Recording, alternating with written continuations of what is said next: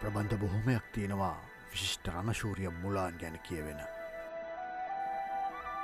ඒත් මුතුන් මිත්තනි මේ කතන්දරය මගේ. මෙන්න ඉන්නවෑය ලා අංකුරයක් වගේ සදාහරිත වහත් තලමායිම් නොකරන. ඔබට ඒ වගේ දුවක් හිටියනම් ඇයගේ විශ්ව ශක්තිය වගේම ජීවිතය සතු අනන්ත ශක්තිය. ඇයගෙන් හැම චලනයකින් වෙලියට එද්දී විශ්ව ශක්තිය පාවිච්චි කරන්න පුළුවන් පුත්තෙකුට විතරක් කියලා ඔබ කියනවද?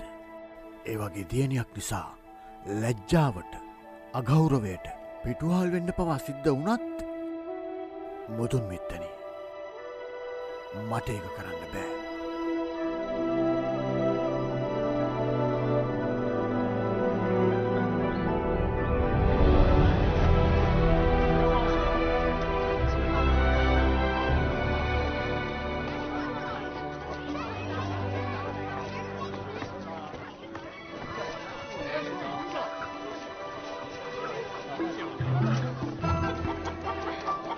මේ පැත්තට ඔය තමයි අන්තිම කුකුලා. මෙහිට මුලාන් කුකුලව අමතක කරන්න. ආපහු මෙහාට එන්න.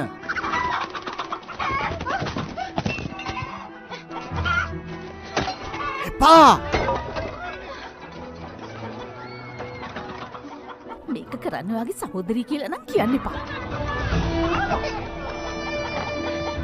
මුලාන් තමන්ව පාලනය කරගන්න බලන්න.